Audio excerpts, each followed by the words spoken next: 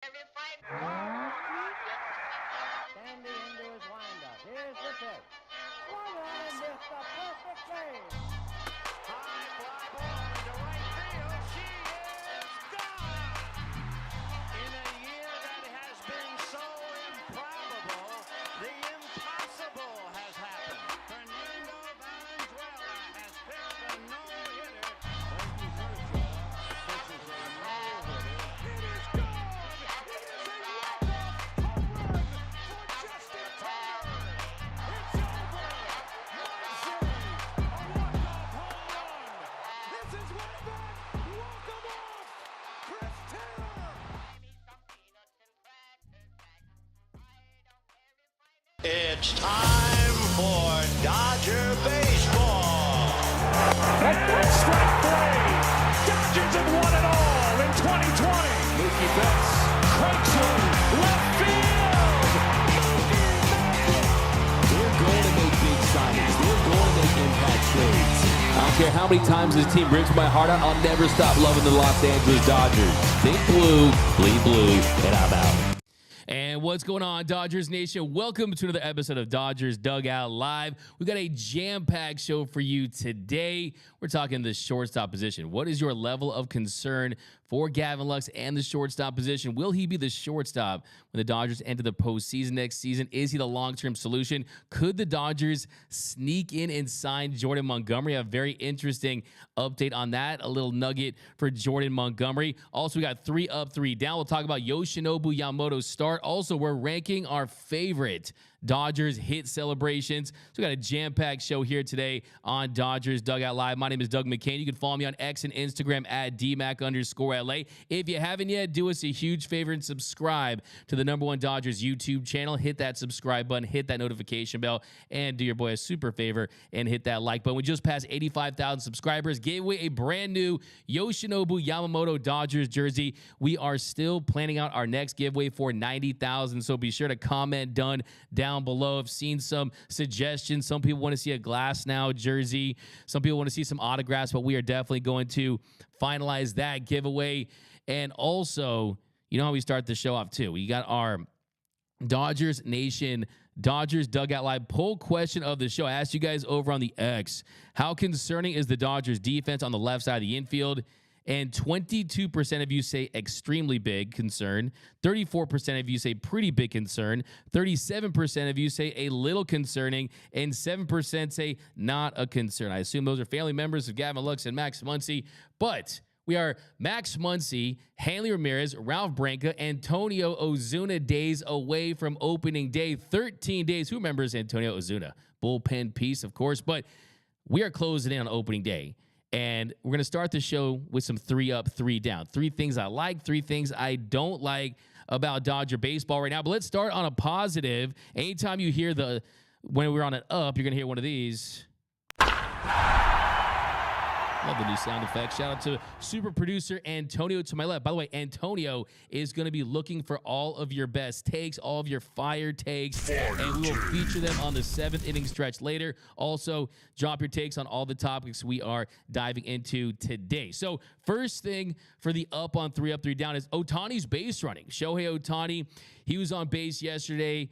Each of his 3 plate appearances, he had 2 singles, he had a walk, and he was the catalyst on the base pass with his legs. And in the first inning, Ohtani tagged up from first on a sac fly by Freddie Freeman. In the second, he stole second base. That allowed Andy Pages to score from third. He had a little delayed steal, a little delayed double steal. Great base running by Ohtani and Andy Pages there. The throw was a little late. So there is an expectation within the organization that you are going to see a more aggressive Shohei Ohtani on the base pass. Freddie Freeman talked about it after the game. If he is not going to put the ball in play, he's fine with that, with Ohtani being a menace on the base pass. I think there is a decent shot that Shohei Ohtani is going to have a 40-40 season. The man can do anything on the baseball diamond. He's not just a hitter. He's not just a pitcher. This is a ball player in all aspects, and his career high in stolen bases for his career was, I believe it was 26. Was it 26? That was his stolen base high. So he definitely needs to push it a little higher for that. If you look at where he's at as far as his sprint speed, he's definitely above league average, but he looks very mobile on the base pass. And I think that Ohtani, he knows that, you know what, to win the MVP this season, I'm going to have to do something special. I'm going to have to hit 60 home runs. I'm going to have a 40-40 season, become just the sixth player in Major League Baseball history to accomplish that feat. I think it's absolutely on the table. You guys know, love me some Shohei Ohtani on the base pass being aggressive. That's my first up. Now, my first down, anytime I do a down for 3 up, 3 down, you're going to hear one of these. So the first down is Gavin Lux's defense. So Gavin Lux, he has been charged with 2 errors so far this spring, one on a ground ball, the other on a misfired throw. And the throwing error was actually the only time that he got the ball cleanly to Freddie Freeman without a bounce. And he's continuously bouncing throws. You're seeing him throwing off the wrong leg. You're seeing him make throws it with no conviction, and it's starting to become a concern. It's absolutely becoming a concern. If you're not saying it is, then you're just not paying attention. You're not watching these games because, yes, I think that you can say a couple things are true, and I think that there's absolutely a grace period that you have to give him, considering he did tear his ACL. He did sprain his LCL. He did hurt his hamstring. He's coming off a serious injury. And yes, that's a factor. There's no doubt about that. But also, he's had throwing issues for years, dating back to his time at the minor league level. And we're going to dive more into Gavin Lux and some of the issues that he's having at shortstop in this next segment when we talk about our shortstop options if he doesn't work out. But look, he's struggling to throw the ball 90 feet. He's struggling to get the ball to Freddie Freeman. And I think the biggest thing, he needs to get out of his head. I think there's a psychological, a mental hurdle that he's dealing with because he's just trying to guide the ball to first base. He's not throwing it there with a lot of conviction. He needs to fearlessly try to make that throw to put himself in the best position to have success, because this is not going to work. This is unacceptable at this level to not make the routine throws, to not make the routine plays, and it could cost the Dodgers in a big way in the postseason.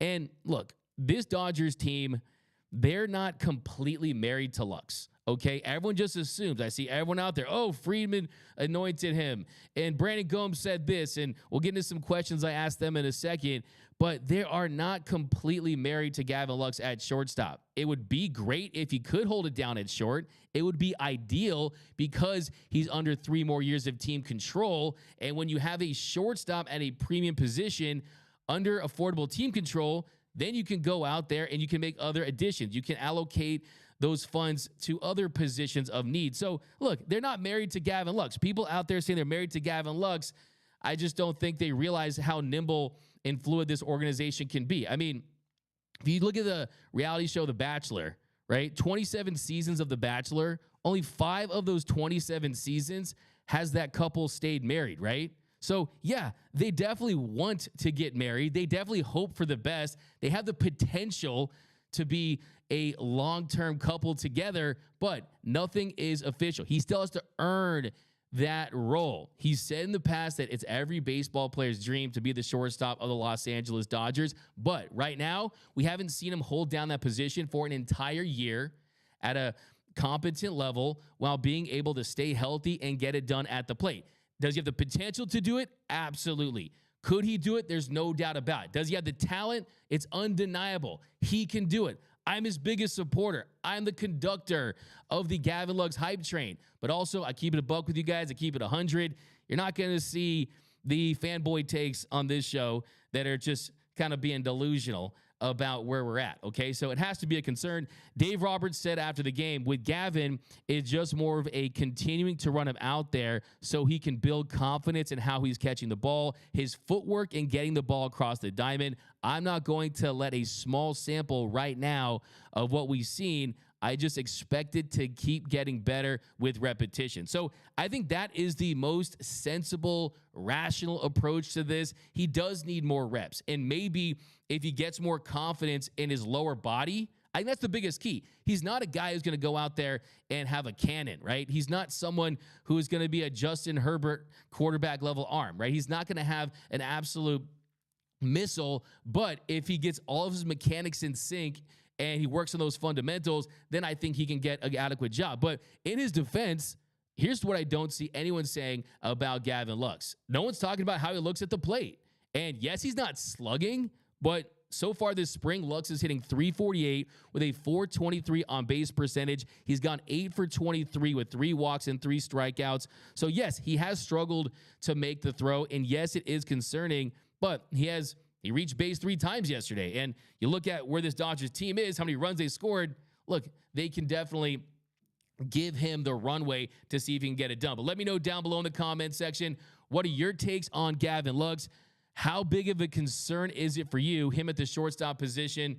We got Jorge. Lux has more upside than down. Let him get his reps. Jorge, I like that take. And I think that this team, when you look at their roster build, you need to hit on as many of these homegrown guys as you possibly can hit on. You need to hit on Bobby Miller. You need to hit on Gavin Lux. You need to hit on James Outman. That's how you sustain winning with Ohtani and Betts and Freeman and Yamamoto and Glasnow and all these guys that they brought in, because when you don't hit on those guys, you have to spend elsewhere. And when you do that, you can get yourself into some bad contracts. So we got Mr. Classic. So Freeman waited to clear up the payroll to get Ohtani. How long is his leash, D-Mac? That's from David E. That's a really good question. I'm going to answer it in our next segment when we do a deeper dive on the future of this shortstop position. So a couple more on the shortstop position. I miss Seager and Trey Turner. That's from Justin Lamas. It's a pretty fire take. I mean, who doesn't miss Corey Seager, man? Corey Slugger, Siegs. Here's this from Joe Grown over on Facebook. Watched every game so far. Can't throw it across. His arm strength is not there for short. He won't make plays in tough spots, deep spots. Showed yesterday for a normal spot on the field and couldn't make the throw. I do like him at the plate right now. So that's kind of pretty much what we just talked about a little bit. So definitely agree with you on that, but we're going to talk more Gavin Lux in a little bit. So for my next up, I'm going to play the sound and talk about Andre Lipcius. How about new Dodger Andre Lipcius, the newly acquired infielder? He made his Dodgers debut against the White Sox yesterday. He had 2 hits and 3 at-bats. He drove in the 10th run of the game for the Dodgers yesterday. Good to see him have some success. They needed another infielder to provide depth to this Dodgers 40-man roster. People have been talking about him as a shortstop. This is someone who hasn't played shortstop on a full-time level since college, right? Since he was at Tennessee. But he can provide depth at third. He can play some first. And this is a good move for the Dodgers. And it's really good to see him have success. Now, my next down is Yoshinobu Yamamoto's command. So Yoshinobu Yamamoto, he was phenomenal in his first start as a Dodger. He had through 19 pitches, 16 were for strikes. Scoreless innings. He was great. Now, a little bit of a different story in his second outing. I see people freaking out. I see people saying, oh, Yamamoto, maybe he's not the ace the Dodgers needed. Maybe he's going to be a bust. He can get big league hitters out. Okay, first of all, chill. You guys need to calm down because 1, it's spring training. 2, he was working out of the stretch. He was working on some things. And 3, there was some putrid defense behind him. So let's break down Yamamoto's start. Then we're going to hear some sound from Yamamoto and his reaction to his second start as a Dodger. So let's do a quick and dirty recap of his outing here, and then also drop your takes on Yoshinobu Yamamoto. Did you see anything yesterday that changes your opinion on the kind of year you think that he's going to have? So first inning action, you had Benintendi. He jumped on a fastball for a base hit to left. And Moncada right after him, 3-2 pitch. He missed high and away with the fastball. He walks him, so he's pitching out of the stretch, didn't have the best command. Then Luis Robert with runners on first and second. He couldn't hold up on a fastball on the outside corner. Second pitch, he flies it to left. Benintendi advanced to third to give the White Sox runners on the corners. So if you look at that play right there, some more savvy base running by the White Sox, and he's really not throwing strikes early on. And then you got runners on the corners, 1 out, Eloy Jimenez at the plate. He missed with a curveball outside the zone. Missed with a splitter to go down 2-0. Missed with a fastball to fall to 3-0 in the count. And then he missed with a fastball inside to issue a 4-pitch walk. So what you saw in that at-bat to Eloy Jimenez was they're not going to always chase his stuff. And you saw in his last appearance, he was getting first strike against every batter, so the White Sox were more aggressive against him. They were ambushing him early in counts, and hey, if that fastball is going to be hittable, they're going to put the bat on the ball and try to make things happen. So next batter, bases loaded, 1 out, Vaughn at the plate. First pitch, hits a fly ball to Outman in center. And then what happens there? Benintendi scores on a sac fly to make it 1-0 White Sox. But on the play, Outman decides to throw to third instead of second. And what happened there? You should have gone to second if you're James Outman. Betts was on the right side. Lux went to second. There was no cutoff man to third. So that's the first big defensive blunder that hurt Yamamoto in his appearance. And then next batter, Fletcher, 1 out, runners on second and third. And he's working the counts, 2-1 to Fletcher. He grounds one to Lux. Lux backhands it going to his left, and he can't make the throw. So it's kind of one of the first just backhands it going to his left, and you see that throw, doesn't step into it. He one-hops it right there, and that's when the inning kind of started to spiral. Then next batter, runners in the corners with 2 outs. Paul DeYoung, he hits a ground ball that ricochets off of Yamamoto's hip towards third. Muncy tries to make the bare hand play on it. He can't make the throw to first on time. Another run scores to make it 3-1. Lux wasn't covering third, and Fletcher takes third. So second big blunder there. Lux doesn't cover third, and you let the runners advance. And then next batter, Max Stassi, 8th man to come to the plate. First pitch strike. Then on the 1-1, he lines to left. Then jump to the second inning. It was the best inning for Yoshinobu Yamamoto. And second inning, you saw here, he does issue a leadoff walk to Nicky Lopez, but then Andrew Benintendi with the runner on first. He strikes him out with a fastball for the first out. And then Yoan Moncada, he strikes him out. Lopez does steal second there. And I want you to pay quick attention to that play right there. Just look at how much faster Yamamoto is to the plate out of the stretch. The fact that Austin Barnes was almost able to throw someone out lets you know that working on that was something that was good for the development of Yamamoto. And then next batter, Luis Robert, he gets him to fly to right. So a scoreless bottom of the second, then jump to the third inning. First batter, Jimenez, he hits a ball in the hole to short. He dives, and he throws one to Gavin Lux. And Gavin Lux, he bounced it twice. Not a great read on the ball. A tough play, a nice diving stop, but just you see it bouncing twice for a big league shortstop. That shows you that arm is lacking. And then Vaughn, next batter, 0-2. He struck him out with a nasty splitter for the first out. And then Fletcher missed high for the first pitch. Goes 1-0. Then he gets a bunt base hit. So there's another defensive error.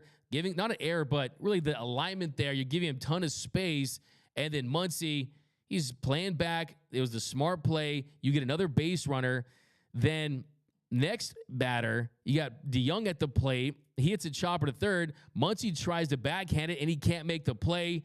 So that could have been an inning-ending double play. Instead, you have 2 runs score. That makes it 5-3 White Sox, and that's a play that a third baseman at the big league level will tell you you have to make sometimes. Because, yes, you're always going to get the shortstop, and the short hops are definitely difficult at this level. But to try to backhand that in that situation, not make the play, it ends up in left field, 2-run score. Then next batter, 3-2, he strikes out Stassi with a splitter. And then Lopez, he hits a ground ball to Lux. And then here was even an adventure.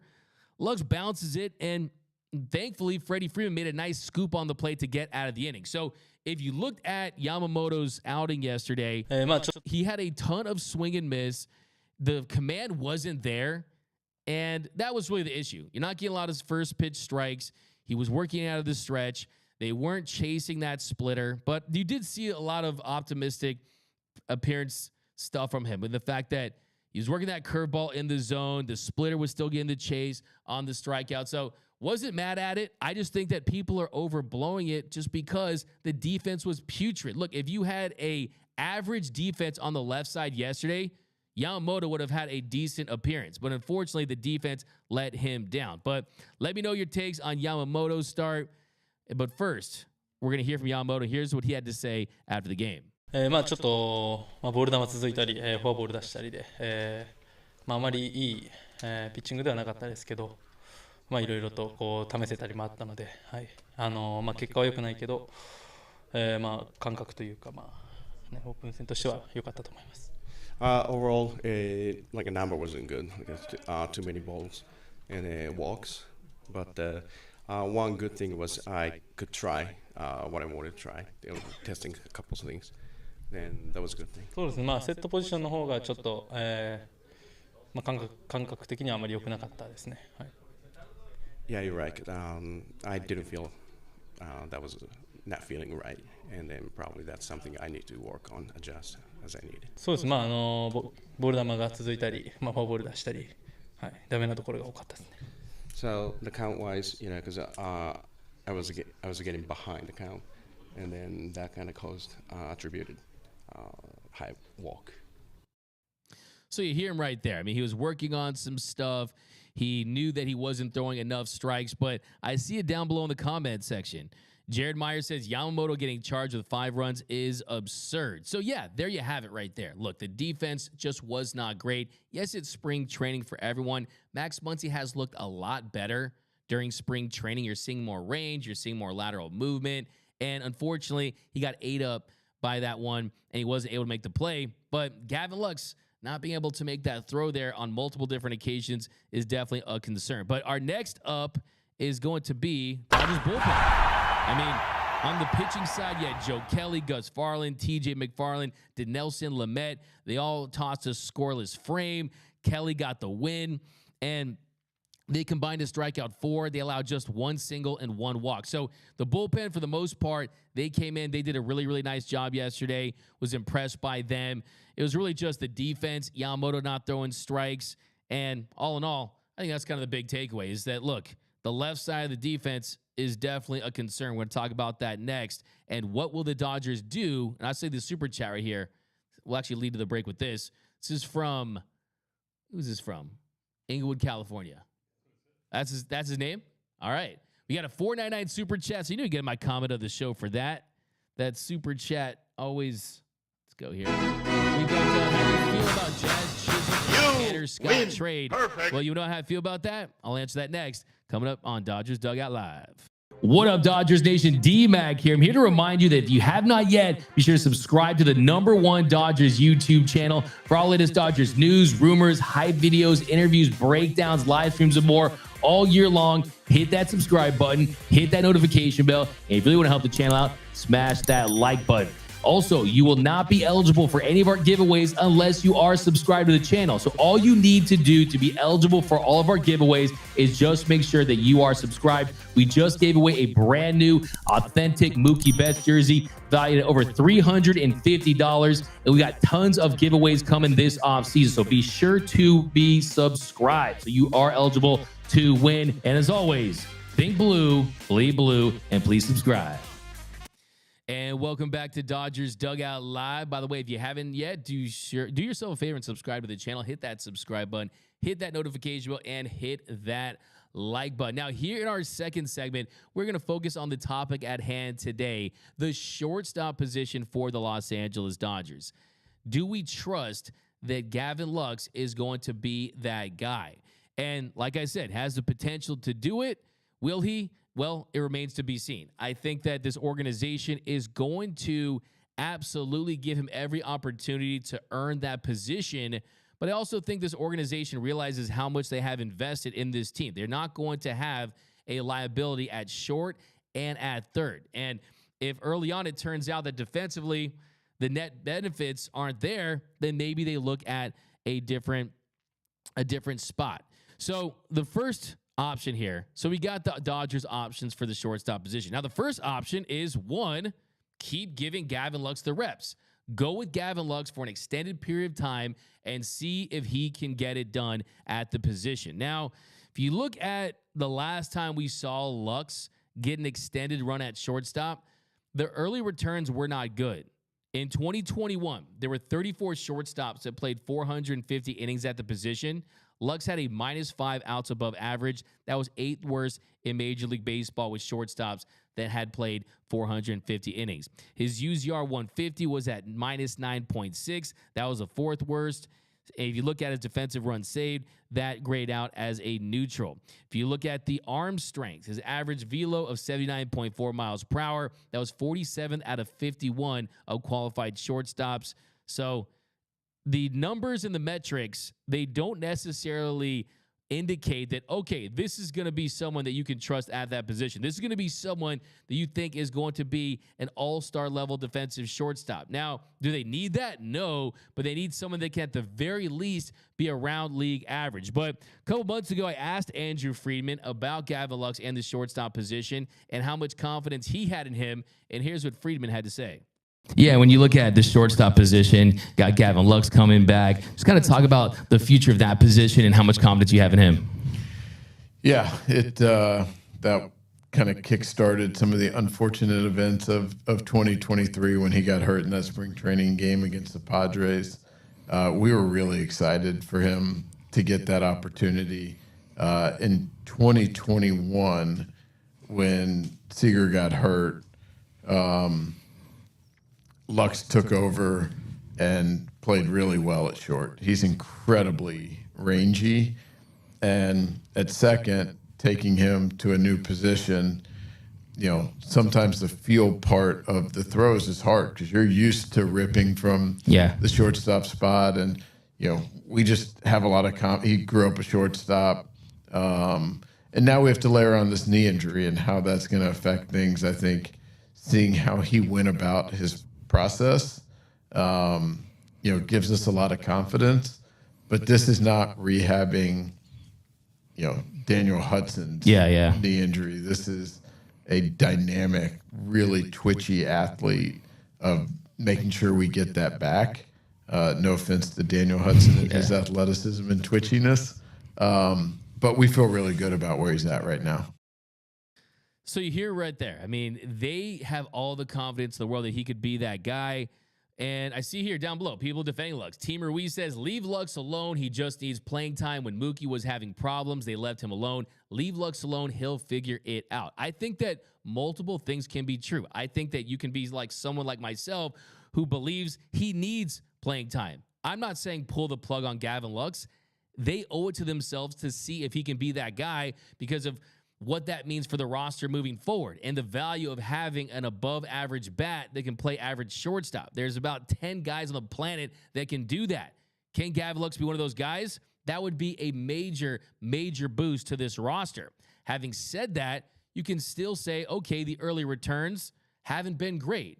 And yes, the injury is a factor. Yes, the mental component is a factor. Yes, you want to continue to work on the mechanics, and he is the man in the arena right now, and I think failing right now is good for him because he knows exactly what he needs to work on. But the first option is just, hey, giving Gavin Lux the reps. Now, the second option you can have for Gavin Lux is you keep him on the team, which I do want to see, but you move him back to second base. Because Gavin Lux, he graded out as an above-average second baseman. The throw isn't as long. You're not getting as many balls hit your way, but he proved that he can play second base at an above-average level in Major League Baseball. And if you move him back to second base, that gives you a couple of options. One of those options, you move Mookie Betts to shortstop full-time, or you move Mookie Betts back to right field. That's something you could do. If you move Mookie back to right field, you could have Chris Taylor, you could have Miguel Rojas, you could have Kike Hernandez play some shortstop. But the first one we'll explore, though, is Mookie Betts at shortstop and Gavin Lux at second. You just flip them around. If I was in the scrum today, that's what I would be asking Dave Roberts. I would say, hey, Dave, if Gavin Lux struggles defensively, would you consider moving Mookie to shortstop full time? Well, Betts, he started 12 games at shortstop last season. He played 98 games at short, 16 games total. He was rated as averaged by defensive runs saved. He had a UZR 150 of -8.8. We know Mookie has a significantly better arm than Gavin Lux. Is he as rangy as Gavin Lux? I'm not so sure. I think Gavin Lux is a little more athletic and he's faster at this stage of his career than Mookie Betts is. And the toll that could take on Mookie, you wonder how that would impact him at the plate. I think focusing on playing second base and focusing on hitting 30 to 40 home runs and getting 100 RBI and getting on base for Ohtani is more beneficial to the team than having Mookie play shortstop and having his offense decline because of it. And then you don't have as much offensive firepower at the top of the lineup. So I think that having Mookie Betts at shortstop isn't my top priority, but it's definitely something that could be under consideration if they're going to weigh their options if Gavin Lux can't get it done. Because look, Gavin Lux still provides a lot of value as a young player under 3 more years of team control. They can be an above average bat. But defensively, he's not a liability at second base. But so far, he's been a little bit of a liability at shortstop. So that's one option. Then your next option is Chris Taylor. Chris Taylor does not get enough credit for how good he is defensively. Last season, 223 and 2/3 innings at shortstop, 31 games, made 24 starts, had a 2 defensive runs saved. So he was an above average shortstop defensively. Yes, you don't want to move him there full time because that hurts his value. You want him to be the Chris Army knife, playing in the outfield, playing in the infield. But you could move Gavin Lux to second, move Mookie to right, and then what do you do with Jason Hayward, who's a better defender than Mookie at this stage? Well, that's a question you have, and you have to answer, do you think that Jason Hayward is going to offensively be able to produce like he did last season? So that's another option. Kike Hernandez, a -5 defensive run saved. He was bad at the shortstop position. I do not want to see Kike Hernandez as your full-time shortstop. He really struggled in Boston. He's better as an outfielder than an infielder right now, and I think if he's going to be in the infield, I want to see him at third base, possibly as a late-game substitution for Max Muncy if you want to go that direction. Then another option, Miguel Rojas. Miguel Rojas is still a top defensive shortstop in baseball. With his shortstops with a minimum of 400 innings at shortstop, he was one of the best, a top 4 in basically every single metric. The only concern with Miguel Rojas is he struggles at the plate offensively. He had a 69 weighted runs created plus. That was 31% below league average. For shortstops with a minimum of 400 innings at shortstop last season, that 69 weighted runs created plus was 28th out of 31 in all of Major League Baseball. His 5 home runs were 30th out of 31.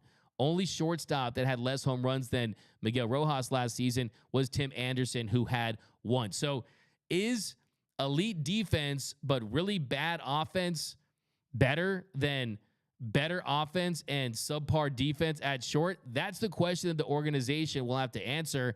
And I think Miguel Rojas, when you look at his age, mid-30s, you see a big athletic decline at the shortstop position during that stretch. So I think they want to try to keep him healthy. I'm not so sure him being the full-time shortstop is the answer. Then you can start to look external. If none of those are the direction you want to go, move Lux to second, Mookie at short, CT3 at short, Kike at short. If none of those are a viable option, then you can explore the trademark. And of course, the big name out there that could be available is Willie Adames. Now, Willie Adames, the Milwaukee Brewers shortstop, is entering the final year of arbitration. He's at $12.25 million. And for any contender out there, he's going to offer an upgrade defensively. Defensively, he is one of the best shortstops in baseball. He is a shortstop that plays that position with range. He has one of the best arms in all of baseball. I mean, you look at Gavin Lux's arm and you compare that to in range compared to Willie Adames. Willie Adames is in the 99th percentile when it comes to range. He's in the 73rd percentile when it comes to arm strength. Willie Adames is one of the very best shortstops in the sport. And then offensively, he provides some pop. He definitely has his flaws offensively. He strikes out a ton. The on base isn't great, but 24 home runs last season in an isolated power of 190. Those are both third best among qualified National League shortstops. Since 2021, among qualified MLB shortstops, Adames ranks second in home runs with 80, third in isolated power at 210, and he's ninth in slugging percentage at 448. Through his 6 big league seasons, he has a career strikeout rate, though, of 27.7%. His 30.1 career whiff rate is extremely low compared to league average. So, yeah, hits bombs, strikes out a ton. That's the pro and con for him offensively. And doesn't get on base, doesn't really take his walks. But, man, offensively, that's kind of cool. The fact that, hey, every now and then he can run into one. I mean, 24 home runs last season. There's a world where Gavin Lux doesn't hit 24 home runs the next couple seasons, right? If we're being just completely honest with each other. And he doesn't provide as much speed towards the bottom as Gavin Lux would, that's for sure. But, I mean, a 3.4 F4, and he led the Brewers in home runs and RBIs, okay? So, I mean, that tells you something from your shortstop position. So, I think at Milwaukee, if they start the season and they're towards the bottom of the standings, this is an organization that's 100% going to trade Willie Adames. Now, the question is, would the Dodgers want to have a rental at shortstop that is most likely going to test the free agent waters? Because that is what Willie Adames is going to do. He's seen how much Xander Bogaerts and Trey Turner and Dansby Swanson and Carlos Correa and all these shortstops have earned throughout the season, throughout the years, over $1 billion. He sees how much shortstops are getting paid.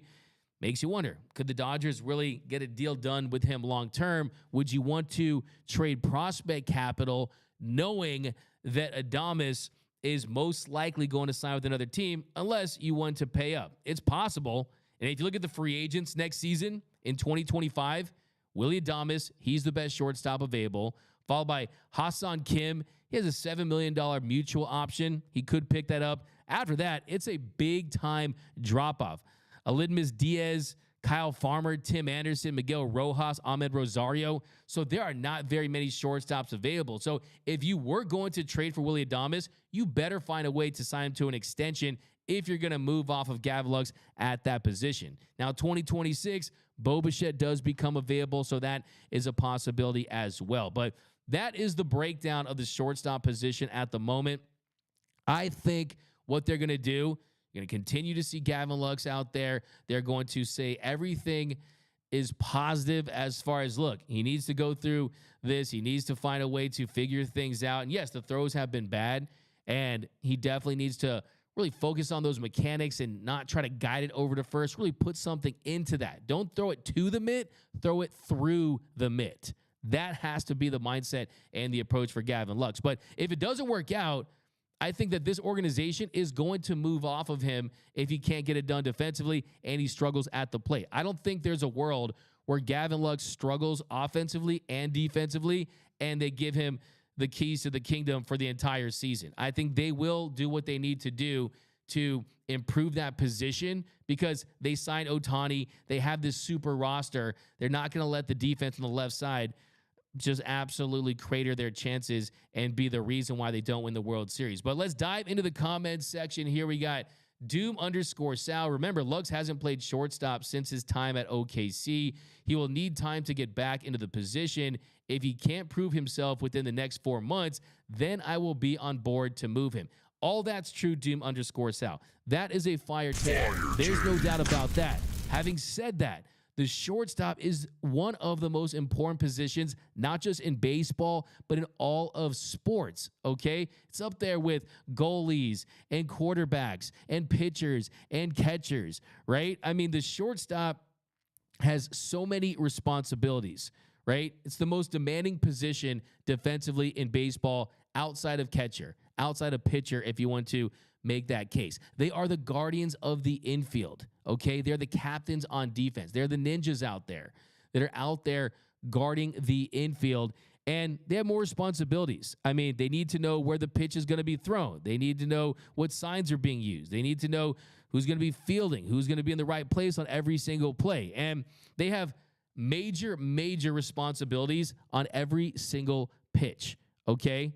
You got to flag down balls. You got to make the routine plays. You got to cover second and third, something we didn't see Gavin Lux do yesterday. And you have to handle those tough plays. And look, it comes down to the fact that most batters are right-handed, so you're going to get more ground balls hit to the left side. And for the shortstop, more balls hit to you, and the throw is longer. So it's pretty much as simple as that. So look, there's a reason why in the NFL, most elite quarterbacks in the NFL grew up as shortstops. Did you know that? Joe Montana, Brett Favre, Dan Marino, Dan Fouts, Warren Moon, Aaron Rodgers, Pat Mahomes, Drew Brees, all these guys grew up as shortstops because that is the quarterbacking position almost of the defense. And it shows. By the way, not Tom Brady. Tom Brady was drafted in the 18th round by the Montreal Expos as a catcher. Also, Steve Young was a pitcher. John Elway wasn't a shortstop either. But, hey, there you go. The most elite quarterbacks were shortstops, so because that's how important this position is. And, yeah, let's go down below in the comment section. I want to hear everything you have to say about Gavin Lux at the position. Lux needs reps. That's from Mike Saldana. never answered my super chat. I did answer your super chat, and I'm going to, I did not answer your super chat. I'm going to answer now. Do I like the idea of a Tanner Scott and a Jazz Chisholm trade? Now, the thing about Jazz Chisholm is he's a fun player. I'm a fan of him. I like the fact he was on MLB The Show. I support him doing that. Last season, Jazz Chisholm, he slashed 250, 304, 457, had a 103 OPS plus, so he was 3% above league average, a 1.2 WAR, hit 19 home runs. But I think the question about Jazz Chisholm is, where is his future defensively? Has he found a home in the outfield? You look at last season, he was completely an outfielder. He played 92 games in center, 1 at DH, and 3 as a pinch hitter. So there's a reason why they moved him into the outfield. That's because that's where they think that he is going to be at his best defensively. Then offensively, does he do enough to really blow you away? Not really. My center fielder, James Outman, is a significantly better hitter and has more power than Jazz Chisholm. On that note, Tanner Scott, I've been hyping Tanner Scott up for years now as one of the sneaky elite relievers in Major League Baseball, and he's someone that I would love to see in this pen if things don't work out with some of these other guys. I mean, yesterday, Dave Roberts said that Daniel Hudson is going to get an opportunity to be on this roster. They've already committed to Blake Trinan and JP Fireisen. You brought back a Ryan Brazier. You had Brusdar Graterol, Joe Kelly. You have a lot of pieces in this bullpen, and if they go out there and sign the next player we're going to talk about, you could move James Paxton to the pen. Now, who am I talking about? I'm talking about Jordan Montgomery. So I don't know if you saw this. Noel brought this to my attention. If you guys don't follow Noise by Noel, do so. He's the man behind all of our fire social media content. And he, of course, is hot on social media. So you had to point this out to me, that Jordan Montgomery unfollowed the Texas Rangers and followed the Los Angeles Dodgers. No way. Fire take. All right. I mean, what does that mean? Maybe nothing, but he's still out there. He's still available. He would be cheaper than a Blake Snell. If you look at this rotation, could they use more pitching? Who couldn't, right? Pitching, you can never get enough of it. And if you look at Jordan Montgomery, just a quick look at the year he had last season, he was the best pitcher that was traded at the deadline. Monty was also a beast in the postseason. He was one of the big reasons why the Texas Rangers were able to win the World Series. He's going to be 31 this season, so you don't have to worry too much about the aging curve. He's going to be in the prime of his career, and he's still one of the best pitchers in baseball when it comes to inducing ground balls. He avoids walks. He doesn't miss turns in the rotation, so he pounds the zone, and he's dependable. You could get 200 innings from Jordan Montgomery and drive him like a rental car. That's the fastest car on the road, the rental car, right? Because you don't care how it's going to be when you turn it in. You can have that with Jordan Montgomery if you went after him. If you look at the year he had last season, he posted a 3.20 ERA, a 3.56 FIP, had a 0.86 home runs per 9, and a WAR of 4.3 in 180 and 2/3 innings. And then he turned it up in the postseason. In October, he posted a 2.9 ERA, a 3.9 FIP in 31 innings. And he's a dog out there. He's a gamer. He's got that postseason moxie to him. And he doesn't blow you away with high velocity, doesn't have a high strikeout rate. He has a 21.4 strikeout rate. That was actually a full season low for Montgomery last year. But still, hey, this is someone who is deceptive thanks to its seamed shifting and the way he goes out there and attacks hitters. And he has one of the most valuable sinkers, one of the most valuable two-seam fastballs in all of Major League Baseball. Since 2022, it's 7th in the sport with 10 runs prevented. So this is someone who was looking for a contract, 5 years, 125, 150 million, something in that range. But if you look at the Boris 4, the Boris 3, the Boris 2, the Boris 1, the way these guys are falling off the table, the contracts that these guys are signing, they're signing shorter-term deals with opt-outs after every single year. And I think the difference between Montgomery and someone like a Lucas Giolito, right? Lucas Giolito signed that 2-year deal that was just under $40 million, but he gets injured. Jordan Montgomery, sure, he could get injured, but the track record shows that he is an innings eater. He's dependable. And like I said, until these guys get signed, I am going to think there's always a little bit of a chance, right? So you're saying there's a chance. So let me know down below in the comment section. What do you guys takes on that? Jordan Montgomery unfollowing the Rangers and following the Dodgers on IG. Hopefully the Dodgers hit him right up in the DM and made a contract offer in the DMs right there. Be pretty cool. But let's go down below in the comment section. Montgomery is a workhorse. Absolutely. Craig Osterberg. Justin Lamas, 5/115 for Snell and opt out. Yeah, like that's a lot of dough that I don't think he's going to accept. If he's going to take a shorter term deal, or if he's going to sign a long-term deal, it has to be in the 150 and up range. Because if it's not, it has to be on the shorter range, knowing he's going to enter the market again and try to get a longer-term deal. Nando 390. Nando. Jordan Montgomery is following my wife. Okay, awesome. Swelling sausage. Seager was not the right kind of guy for the Yoyers. Mike Saldana, I'd take Snell for 3 years. Mike Saldana over there. Monty is going to get 3 years. Mr. Classic, I think he's going to get 3 years too. I'm just saying that if they want to do their shopping now, if they think they're going to need another ace, you have these two guys that because of the way the market has just cratered because of the RSN issues, the regional sports networks, and the fact that teams aren't out there spending big, the Dodgers have money. You have Ohtani with the deferrals, right? And Shohei Ohtani has, in his contract, the Dodgers have to go out there and try to maximize his roster. So I'm just saying it's a possibility. But coming up next here on Dodgers Dugout Live, we have the 7th inning stretch. And we're going to take all your comments for a few minutes. And then we've got our top Dodgers hit celebrations of all time. That's coming up next here on Dodgers Dugout Live. What up, Dodgers Nation? D-Mac here. I'm here to remind you that if you have not yet, be sure to subscribe to the #1 Dodgers YouTube channel for all latest Dodgers news, rumors, hype videos, interviews, breakdowns, live streams, and more all year long. Hit that subscribe button, hit that notification bell, and if you really want to help the channel out, smash that like button. Also, you will not be eligible for any of our giveaways unless you are subscribed to the channel. So all you need to do to be eligible for all of our giveaways is just make sure that you are subscribed. We just gave away a brand new authentic Mookie Betts jersey valued at over $350. And we got tons of giveaways coming this offseason. So be sure to be subscribed. And welcome back to Dodgers Dugout Live. We got Lux is great at egg toss from One Eye Dragon. Okay, that's a finish him.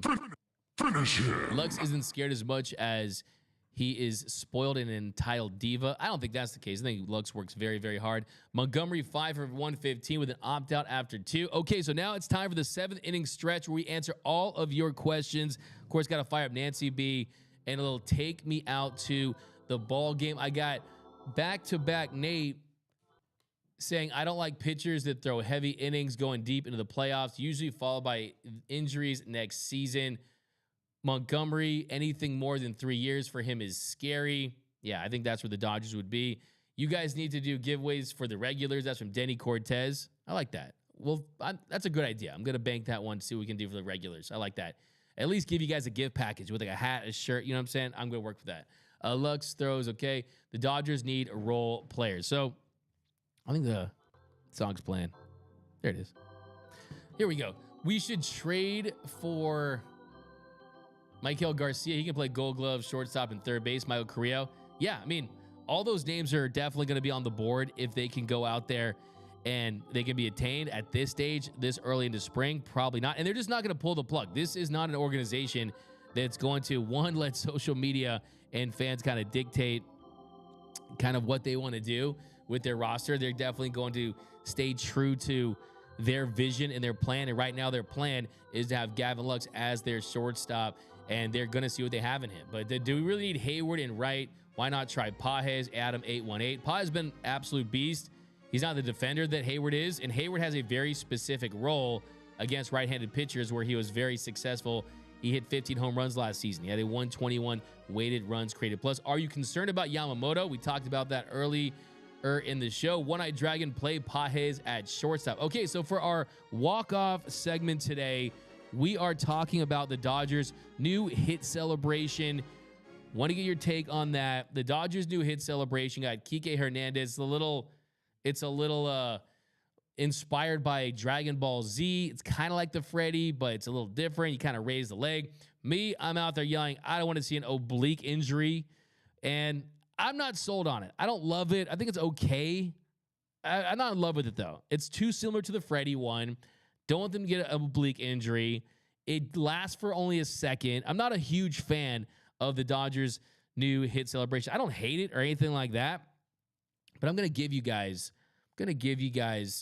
my top celebrations. My top five and dive Dodgers hit celebrations of all time. So the fifth one I'm going with is the Wolf of Wall Street. The Wolf of Wall Street one, they were doing a couple years ago. Every time the Dodgers would get a hit, you get a home run, you would see them pounding the mic right here on their head because it was Trey Turner's favorite movie. It was like Jordan Belfort in Wolf of Wall Street. I'm not effing leaving. I'm not effing leaving. Funny thing is Trey Turner did leave. He ended up signing with the Philadelphia Phillies. And then the fourth one, this one was definitely a little sus, but the salt shaker one that they were doing a couple years ago, and then they poured it on Mookie's face, and they were doing that. That was the fourth one. Then the third best one is barrels are overrated. Barrels are overrated is definitely up there. That's definitely up there for number 3 because it's a classic and it's spanned through multiple seasons. So I like barrels are overrated. Then coming in at 2 is the Freddie. The Freddie dance from last season. Of course, they were joking about the way that Freddie Freeman was dancing during the Dodgers gala with Usher, and you had the clip of Freddie Freeman dancing, and then all the players started doing it. This was such a good celebration because, one, the players had fun with it. You even got Will Smith to crack a big smile. He was having fun. Even the fans would do it on road games, during home games. You see the whole pavilion doing the Freddie dance. So I think the Freddie dance is right up there. It was my second one of all time. At number 2, the Freddie. But then coming in at number 1, the number 1 Dodgers celebration of all time. The number 1 Dodgers celebration of all time is absolutely the bubble machine. Is absolutely the bubble machine. It has to be the bubble machine. And if you're a new Dodger fan, if you just started watching after they signed Ohtani, let me get you up to speed on how special the bubble machine was. You had to be there. But basically is when the Dodgers players, when they hit a home run, the team celebrated with a bubble machine. And what they did was they would have a bubble machine in the dugout. They would turn it on. They had bubbles everywhere. Everyone's having a good time. And then, unfortunately, the league banned the bubble machine. Can you believe that? Bud Selig, he canceled the All-Star game. He also stopped the bubble machine. And a lot of Dodger fans out there, they were absolutely infuriated by this. I was incensed, okay? The Dodgers should have been able to have their own celebration, okay? The Mets, you had the Big Apple. Milwaukee, you had a dude sliding down the slide. You couldn't have a bubble machine, all right? Teams are allowed to shoot off fireworks after home runs. We can't release a few bubbles? Come on now. First, we couldn't jump into the pool, and then they took the bubbles away. So I'm saying it right here. Hashtag free the bubble machine. Free the bubble machine and bring it back. I think the Dodgers should go out there, bring the bubble machine back, and do a promotion where they give out 50,000 bubble machines, provide the soap, and you have it all over the place. So bring the bubble machine back. That's definitely number 1. So my list, actually, here's my list. Here's my definitive list of the top 5 celebrations. So 5, we talked about 5, we talked about 4. What are your takes, though, on the bubble machine? So, yeah, for me, I got 5, Wolf of Wall Street, 4, barrels are overrated. The third one I have actually was the Albert Pujols, Tio Albert's hugging. I said that he's not the DH, the designated hitter. He was the Dodgers DH, their designated hugger, okay? Love the warm Albert Pujols hug. So those are my top 5. Wolf of Wall Street at 5, barrels are overrated at 4, Tio Albert's hugs at 3, the Freddie at 2, and the bubble machine at 1. But let me know down below in the comment section, what are your top Dodgers hit celebrations of all time? Let me know down below in the comment section. And what are your thoughts on the new one? So here we go. PJ, how is throwing the ball to first in spring different than the regular season? What changes? Because I keep hearing it's only spring training. That's a great point right there. That's definitely a fire take. And my answer to that is what changes is the reps. You get more repetitions. You get more experience. You get more confidence. That has to be the top priority right now for Gavin Lux. Corey didn't like Dave. We're talking about that a little bit here. Can't deny the legend part, so I want to hear what you guys have to say. Jordan Montgomery. Okay, we got more of that. The Jordan Montgomery thing's pretty interesting. Elbow bump. Yeah, that was pretty cool. No goofy dances. It's all about business now. That's a finish him from Denny Cortez. What is the new one? The new one, it's like a little quick. Apparently, it's inspired by Dragon Ball Z. Leave Lux alone. Baker's high five. The Mookie slap for sure. Yeah, the Mookie slap was definitely a good one. That's an honorable mention. The Mookie slap's an honorable mention. The dunking on him was a honorable mention too. The dunking on him was an honorable mention too. The Mookie slap.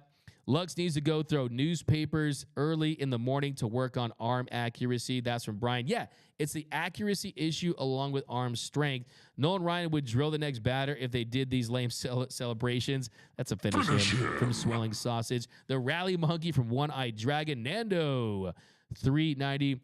Do the Kobe buzzer beater. 2 fists to the chest, grab the corner jersey across the chest. Yeah, that's always fire. Love that one. That'd be really neat. Adam 818, that's his profile pic. This is just, okay. You guys are going a little hard on Gavin Lux, and I don't love it. Let's stick with Lux. Give him a chance, guys. Give him a chance. They should bring the samurai hat to the dugout. Interesting. I say bring the bubbles back. That's where I'm at. But that is going to do it for this episode of Dodgers Dugout Live. We'll be back with you later. We're going to rock a post-game show tonight after the Dodgers-Giants game, but that is going to do it. Thanks, as always, for rocking with us here. Dodgers Dugout Live in the morning. If you haven't yet, do us a huge favor and join the party of over 85,000 Dodgers fans, a community at this point. You don't want to miss it, so be sure to subscribe to the channel so you're eligible for all of our giveaways. Hit that notification bell. Do me a huge favor, hit that like button. And also, you can follow us on all of our social media channels, Dodgers Nation on X, TikTok, Instagram. You can follow me on X and Instagram and TikTok at DMAC_LA. Remember, nothing brings us together like Dodger baseball. And until next time, think blue, bleed blue.